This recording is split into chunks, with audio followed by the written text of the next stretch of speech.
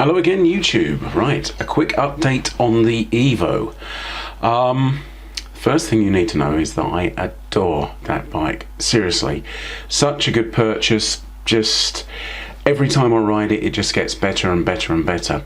Apart from one thing, as I mentioned in the road test and I think a previous couple of other videos, I went for the XL frame size. Would have probably been better with a large. And what I've been finding is I've been getting some discomfort after the ride, I hasten to add. When you're riding the thing, it's as comfortable as anything I've ridden before, but it's just afterwards I've been getting some real pains in my sort of hamstrings and glutes that I wasn't getting before, and I can only attribute that to the fact that I've got the setup wrong somewhere.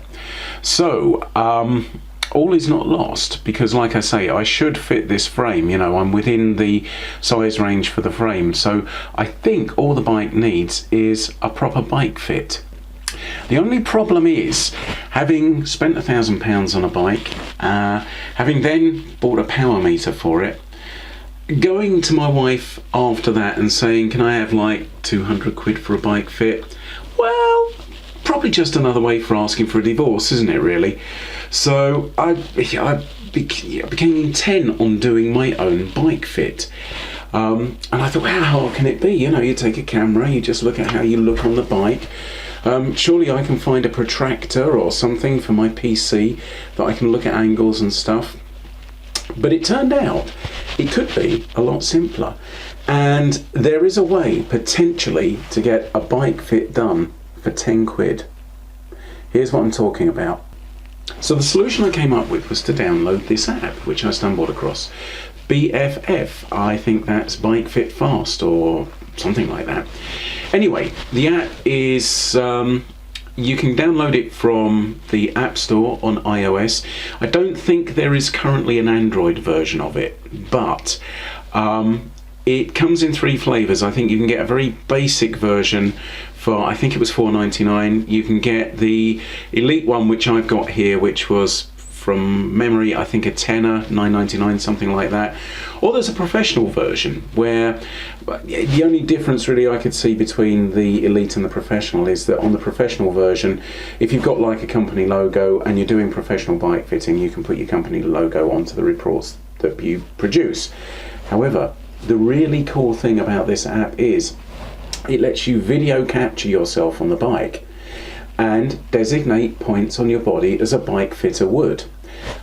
You can then, if I show you here, you can play around with those points to see what difference it would make if you, for example, move the saddle, move the stem, or move your position on the pedals. So you get kind of all of the data that a professional bike fitter would get. And another really cool thing is you can see that there are suggested ranges. So there are little pointers on this screen. You can see them at the bottom. When they're in the green section, that's kind of within recommended ranges.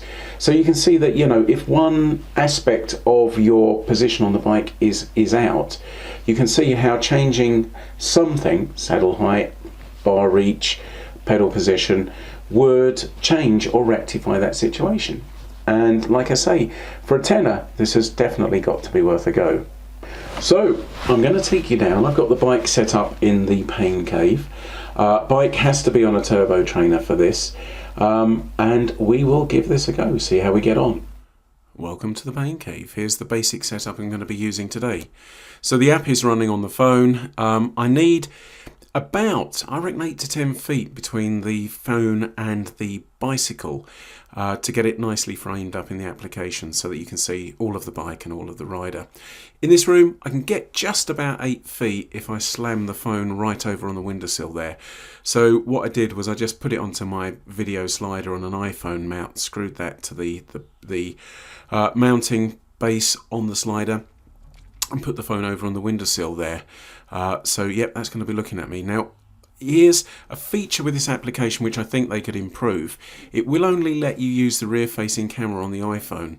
If you type for space like this, it'd be great if you could use the front-facing camera and see the screen, because the bike is going to be on the turbo and hard up against that wall.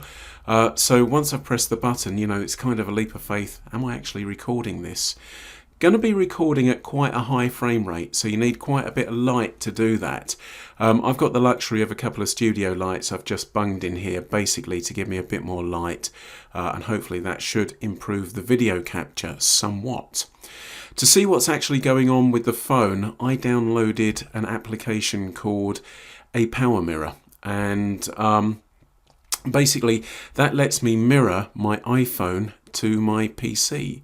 So you download an app to the iPhone from the App Store, or I guess you can get that from the Play Store or whatever it's called if you're Android. You download a partner app to the PC, and it's great because you can then literally just mirror your phone up to the PC and see what you're doing. There is something else that you're going to need for this as well. If you've had a bike fit before, you know that they put little sticky coloured dots on you to designate the like landmark points on your physique.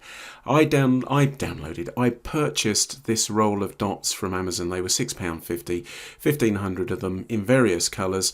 Makes sense to get various colours because you don't want to just end up with one colour and then find out it's exactly the same colour as the riding kit you're going to be using. Or if you're doing a bike fit for a mate or something like that, you know, they rock up with a red kit and you've only got red dots. So £6.50 seemed worth a gamble. Before you start the fit, there's just a couple of things you're going to need to do in the application, just to give it some basic background information. So here, I'm just going in and setting up a new fitting session. So I'm going to give the session a title. This is the first fit on the Evo, so I'm going to call it Evo Initial. Going to need a couple of parameters off the bike, so the axle to axle measurement and the handlebar width. Pretty standard stuff if you're having a bike fit. I've got those in metric, but you can do them in imperial also. You can also put notes into this about what you're trying to achieve with the fit. Now when that's all done, basically you just frame the bike up using that little wire frame. So you're looking at the screen of the application here, so you can see that the bike is framed up using their wire frame. It doesn't have to be perfect, even they say that, it's just a guide. As long as you can get the rider in and all of the dots on the rider's body, that's the main thing. Over on the left hand side of the screen there, you can also see you get a little artificial horizon to make sure that you've got it nice and level. Now the app will capture 3.5 seconds of video, which is all it really needs to analyse. And what you're looking at here is I've already sort of pulled the video in and I'm getting it to do the analysis. It's identified where all the dots are on my body, and as you can see it's drawing the wireframe. Now this is where it gets really interesting, because this is where you begin to see the sort of information that you'd get if you were having a professional bike fit. It gets even better when you switch into this dashboard view, because your wireframe changes from green to blue. Now with the blue wireframe you can see that some of the dots have gone red, so they're the stem, the saddle and the foot. So these are kind of the movable points on the bike, and literally, you know, you can click into any of those to get more information about what the particular measurement means, which is great, but then you can start fiddling around with these positions. You can also do that with your cranks in a number of positions, vertical or horizontal. So you can actually, you know, see where you are at all points in the pedal cycle and then start refining how these changes could affect you here. So let's just have a look at that. I've already bought a shorter stem. So, you know, how about if I just play around with the stem here, maybe move that back by 20 mil. The knee angle is completely wrong, but it looks like if I just move that down a little bit, move the saddle down a little bit, I can improve the knee angle. So, you know, this is where you're into a bit of a minefield, I think, if you're completely fresh to this. And what I would say is use the information that comes with the app to guide how you change these measurements, because you can get into a bit of analysis paralysis with this and start coming up with some wild changes. I think for my money you need to make small changes and work out from there, so I'm going to be doing that. And the changes it kind of recommended to me were stem back 20mm. Well, I'm going to do that. I've got a shorter stem anyway, so I'm just going to add the shorter stem in.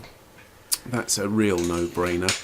And in any case, the FSA stem that I bought I think looks a lot better than this standard Planet X one that came with the bike. The Planet X one that came with the bike has got a chrome front cap on. Say that again, Ian. Has got a chrome front cap on it, which looks like it's trying too hard basically. So I've swapped that stem over. I've actually taken the opportunity to flip the stem as well, so I've got that slight upward angle on it, which I always find is a little bit more comfortable. I did drop the seat, not the full 25mm, only went down about 20mm. Like I say, small incremental change. So the question was, can you get a bike fit for a tenner? Well, I certainly think using this application you can get pretty close. Certainly from what I've seen, all of the information that you get out of this application is exactly the sort of thing that I've had when I've had a professional bike fit before. And the great thing is that you know you can play around with those anchor points. You can play around with your position on the stem, your position of the saddle, and the position of your foot. And you can see how any one of those changes might affect another aspect of your bike fit. I think the app is great in the way that it lets you click into all the different angles and get some more information on them. But the one note of caution I'd say when you go into this is that whatever you get out of it is only going to be as good as your interpretation of the information that it gives you. And I guess that's what you pay for when you pay 200 quid for a professional bike fit. You actually pay for somebody who knows how to interpret those angles, and they've got the depth of experience of, you know, how to make the changes that will get the right result for you on the bike, be that more aero, more power, more comfort, whatever. But I would say that with this application and with a bit of consideration and thought, I would say that anyone that knows, you know, has any degree of experience with cycling would be able to get a good, reasonable and solid bike fit with it. There are a couple of things that I would change about the application, or I'd like to see change about the application, and I think the biggest one would be, you know, please let us use that front-facing camera, because just to be able to have the iPhone screen visible whilst you're on the bike, I think would be a huge improvement, especially for somebody like me when you're tight on space. But let's keep in the back of our minds that this did just cost a tenner. And also, you know, I think that the information that you're going to get out of this is solid enough for a professional bike fit. And the reason that I say that is that they do the Pro Tools version of this. They do a version of it that's intended for somebody who's doing professional bike fits. So that's everything that you need to know. If it's intended for professionals, then certainly there's more than enough information for you there. I think definitely it's the sort of application that you need to get comfortable with. I think that it's one of these sort of applications that will get better the more that you use it and the more that you learn about it. So I think over the coming weeks I'm definitely going to dig into this a little bit more, because I'm really geeky and interested about this whole bike fits subject. And I've got definitely one friend in mind who always struggles with his position on the bike, and I think, you know, if I can learn enough about this, he'd be a really good test case for, can I get Brian comfortable on his bike? So yeah, hopefully there's going to be more to come on this application as my experience grows with it. Definitely going to be more to come on the Planet X Pro Carbon Evo as I keep riding it and enjoying it. So I hope you've enjoyed this. I hope you found it useful or interesting or something like that. If you did, and if you haven't already subscribed, please think about subscribing, and I'll see you in the next one.